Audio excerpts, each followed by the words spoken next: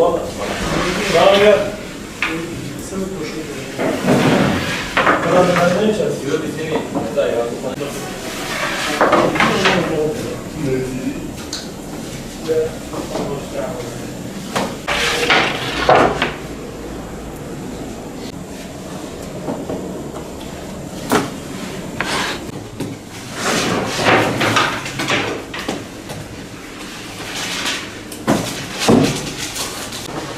Böyle soğuk bir içecek getir.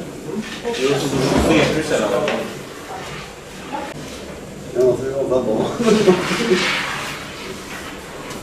Hayırdır birader, değil mi? Aşkına sabı var, onları bilmiyor musunuz? Bize tavukman bir de belediyeden kağıt vermişler ya. Abi biz bir akşama bir kanala çıkamıyoruz. Çıkıyor.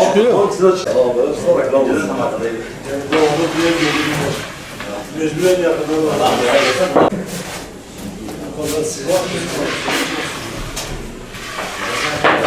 30 yıldan fazladır bu işi yapıyorum. Bu işin zorluğu işte bir sosyal hayatın yok senin fırıncılıkta. Biz savaşta bile ekmek çıkarıyoruz. Pandemiyi hatırlıyordunuz değil mi? Bu pandemide sokağa çıkma yasağıydı. Biz ekmek çıkarıyorduk. Halka hizmet yapıyoruz. Fırıncılık kutsal bir meslek ama işte kıymeti kalmamış. Peki abi kaçta geliyorsunuz? Kaçta İnan ki sabah 5'te geliyoruz. Akşam ta 8'e kadar çalışıyoruz. zor olmuyor ya. Nasıl zor olmuyor? Bir de istirahatimiz de yok. Bayramdan bayrama. Peki abi yazın ne gibi zorluklar var? Yazın sıcaktır abi. İşte yazın sıcakta millet sahilde deniz kenarlarında tatil yapıyor. Biz de bu sıcakta ekmek çıkarıyoruz. Ne yapalım? Serinlemek için ne yapıyorsunuz? Serinlemek için vantilatör çalışıyor biraz yanımızda ama o da etki yapmıyor. Sıcak hava geliyor. Dışarı 45 derece. Burası da inan ki şu an fırın kapısı yani 60 derece var benden. Evet ama fırının içi 420 derece. Bakın derece orada bak görüyorsun. 450'ye kadar da çıkmış derece şu an. Fırıncılık kutsal ve zor bir meslek.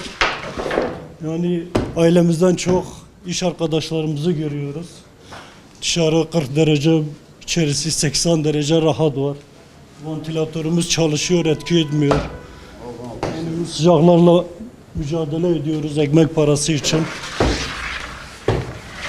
Yani ne bir saatimiz var, ne bir tatilimiz var. Sabahın köründe geliyoruz 5'te, akşam 8 dedi mi işimiz bitiyor. Yani bu kadar yani. Yani bir tatil olması şart. Herkesin pazar günleri var. Bizim de bir pazarımız olursa iyi olur. Ailemize güzel vakit geçiririz.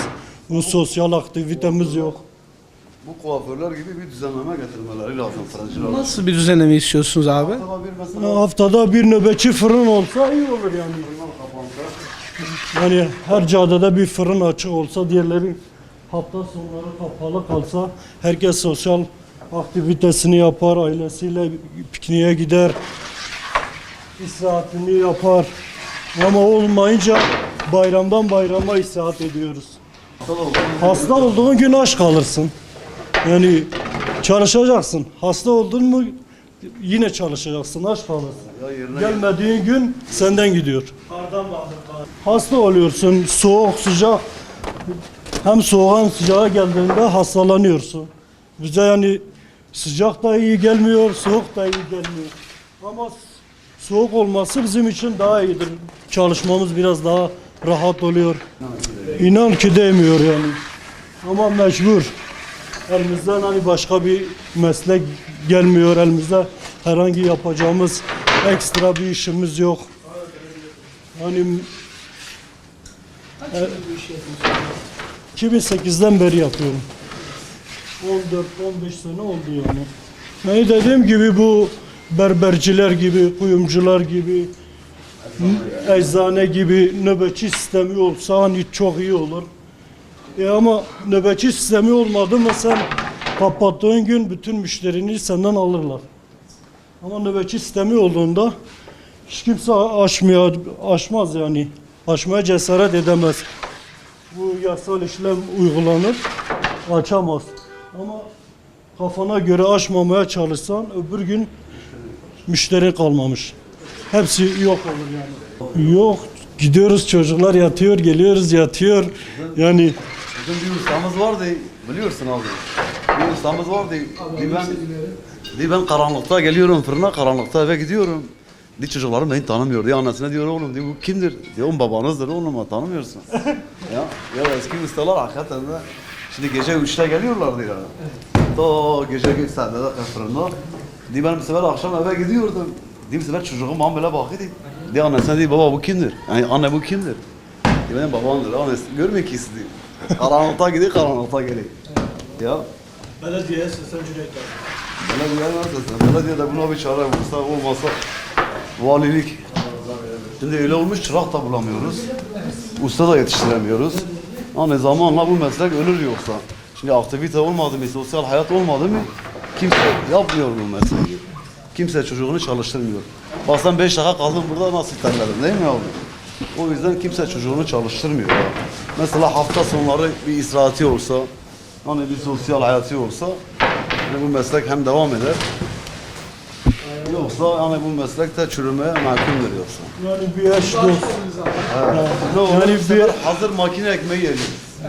Yani bir eş dost seni bir yere davet etmek istese yani kesin bir söz veremiyorsun. Yani diyemiyorsun tamam ben o gün orada olacağım. Yani belli değil. Kimse gelip bu zor mesleği yapmıyor.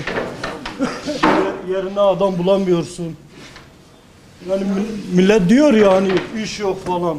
Ola çalışsalar iş çok ama kimse kendini rahatsız edip bu zor mesleğe girmiyor yani. Usta yetişmiyor.